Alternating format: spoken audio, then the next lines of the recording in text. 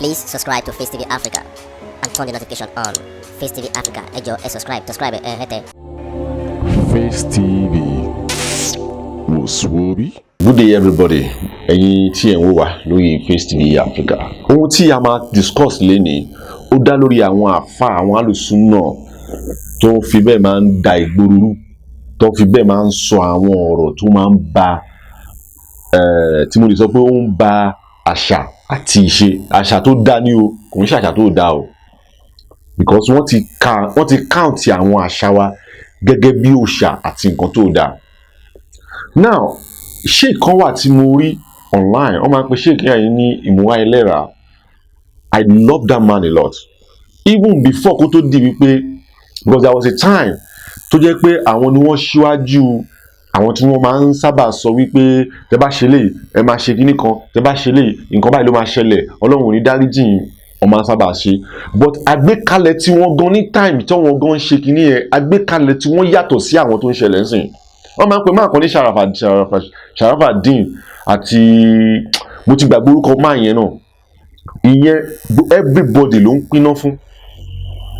Now kí ni nǹkan tí fẹ́ fàyọ ń bẹ̀ ni pé what is our problem? And I think that the government need to come in and stop all this clerics tí wọ́n ń sọ gbogbo rubbish àwọn ọ̀rọ̀ tó máa ń sọ yìí, because most of them they are collecting money in Saudi Arabia láti destroy constitution tí wọ́n mi báyìí, láti destroy culture àti tradition wọ́n mi báyìí because of the money they are collecting there. Nígbà tí Shiek Imuran Eleha sọ àwọn ọ̀rọ̀ yìí, mo jẹ́ wá realize pé nǹkan tí àwọn Shiek Mudiru Monikas tí wọ́n sọ, èyí tí àwọn àfáà Akéwùgbà Gold máa ń sọ, they are on track. They might not be said completely because kò sẹ́ni tó pé, torí kò ń ṣe gbogbo ọ̀rọ̀ Mudiru Monikas nèmi náà máa ń accept,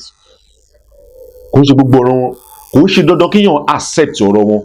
gbogbo ẹ̀, sorry, but tíyàn bá ti wá ń sọ wípé má kí bàbá ẹ, má dọ̀bálẹ̀ fún bàbá ẹ, má ṣe kíní kan fún bàbá ẹ, tó bá ṣe lè wá wọná, tó bá ṣe tọ̀hún wá wọná, ẹjọ́ ṣáwọn ni wọ́n wà mẹ́gbà tọ́lọ́hún pín iná yẹn. Nígbà tí mo wá rí fídíò Imuran Eleha tí wọ́n explain reason táwọn ṣe kúrò ní gàǹgà àwọn ènìyàn bí wọ́n máa ń pè wọ́n ní Salafi 1990 àbí nǹkan kan,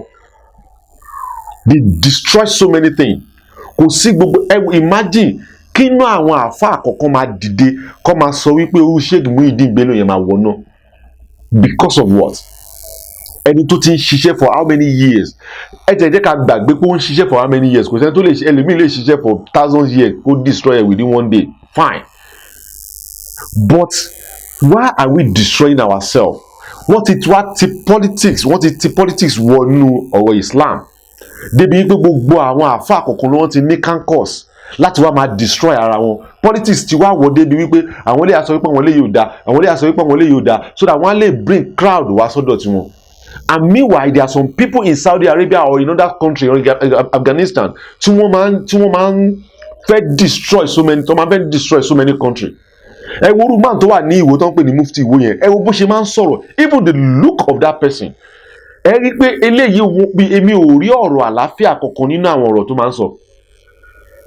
Tó ń sọ̀rọ̀ nípa ṣẹ̀ríà, ṣé ilẹ̀ Yorùbá jẹ́ ìlú ṣẹ̀ríà ni? Ṣé Muslim nìkan ló wà nílẹ̀ Yorùbá ni? Tó máa sọ pé wọ́n fẹ́ gbé ṣẹ̀ríà wá sọ́yọ́, tó máa sọ pé kò wọ́n bí anybody dá, wọn bí aláyẹ anybody dá, kí àfà máa sọ statement bẹ́ẹ̀ yẹn.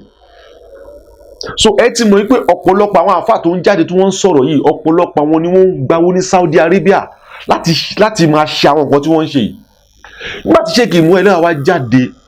tí wọ́n sọ àwọn ọ̀rọ̀ reason táwọn ṣe kúrò mẹ́mọ́ ṣe wá mọ̀ wípé the government need to come in and regulate this religion stuff, both Christian and Muslim, because wọ́n kàn ń ṣe nǹkan tó ń wù wọ́n sìn ni, because wọ́n brainwash so many people, wọ́n jẹ́ ń kọ ẹ̀yìn bàbá àti ọmọ síra wọn because of pé má ṣe báyìí má ṣe báyìí. Let me play the video of Imuran Eleha so that you people you watch you understand nǹkan tí mo ń try láti sọ, because so many people sìn tí wọ́n bá ti lè sọ ọ̀rọ̀ báyìí máa believe pé ọ̀rọ̀ tó sọ yẹn ó wà ní Quran ni, and most of nǹkan tó sọ inú hadith ló wà, and hadith tàjẹ́ ń sọ yìí àìmọye èmi wà tó yẹ pé àwọn èèyàn accept, àìmọye èmi wà táwọn èèyàn accept. Èyí tí wọ́n accept tí wọ́n fi brainwash èèyàn pé bó ṣe rí nìyẹn, ẹlòmíì náà jẹ́ wà èyí tí òun náà accept tó fi brainwash, ẹlòmíì lè ó máa contradict ara wọn. Why are we now giving ourselves problem because of what? Let us watch the video together. ọ̀rọ̀ sàlàfíà nkankan òṣèlú ni kìí ṣẹ̀sìn ń padà bọ̀ wá bẹ́ẹ̀ torí ẹ̀ ló jẹ́ mi ó kó mbẹ́ o mo wá pe àwọn afá mi yẹn wàláhi wa rabbil kaaba walladhi nafsi biyadihi mo fi ọba tó dá mi búra mo pè kánú àwọn afá mi tí mo pè yẹn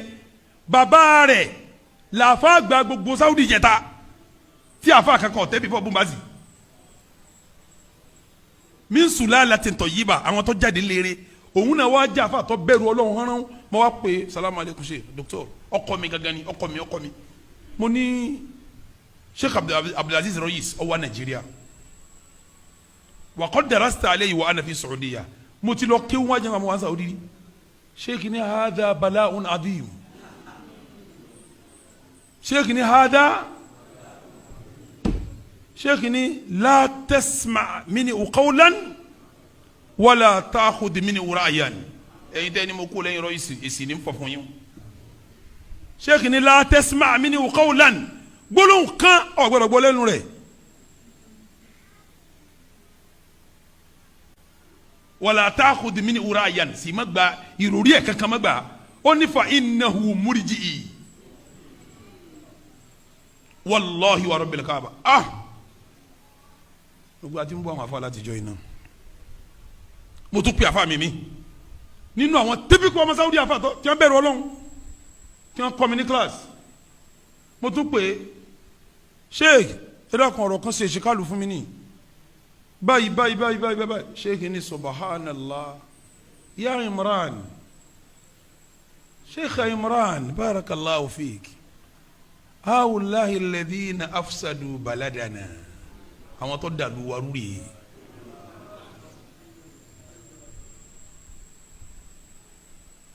ó ní hawulahi alladhina afsadu baladana àwọn tó bàlú wa jẹ́rìí ó ní hawula Imran yubaddi'una kibara al-ulama ó ní gbogbo àwọn afáàgbà ni wọ́n ń pè ló ń bídíà ni wọ́n ń sàlàyé wọ́n ní billahi alayk ijtanibu minhu ó ní mo fọlọ́n bí ọ sáfún ẹ̀ ṣẹlẹ́jì mo wá travel lọ Saudi Arabia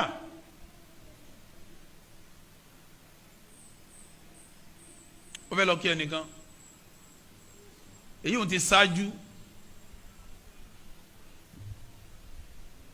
mo wá fẹ́ kí asuri níbi kan ibi tí mo ti fẹ́ kí asuri yẹn ibẹ̀ ni Sheikh Raisi ti ń kírun mo wá pẹ́ kí n bá sọ̀láàtì sẹ́ẹ̀rì bí mo ti wá bọ́ọ̀lẹ̀ nínú takisí tí mo gùn mi bá sọ̀láàtì mo ti bọ́ọ̀lẹ̀ takisí báyìí dé ẹnì kankan jáde nínú mọ́sálásí yẹn ẹnì yẹn jẹ́ ní mímọ̀ mi lọ́tọ̀ mo mọ òun lọ́dọ̀ ọ̀rẹ́ mi ìka tó tún dé Nàìjíríà ó ní Imuran mo tẹ̀lé tẹ̀lé sọ ní àgbà wọn fẹ́ ní mo ní àwọn ìṣẹ̀lẹ̀ wọn ọkọ̀ àbúrò àwọn ní mẹ́ta tó kí mo ní mo fẹ́ sálámù sí iṣẹ́ ọ̀rẹ́ ó ní ẹ̀ mo ní mo fẹ́ sálámù sí abúlé ẹ̀sìn ẹ̀rọ mọ́sálásí ó ní ẹ̀yìn sẹ́ẹ̀rì tó gan mi lápá báyìí apá mi tó ń báyìí kò sọ́ lẹ̀ mọ́ ìkà mú mi lọ ni.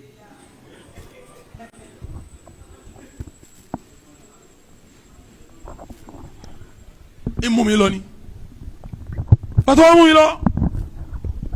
ó wá mú mi wọlé ẹ̀ mi ò ní dáhùn kọ kí n má kọ́ bá wọn lu wọn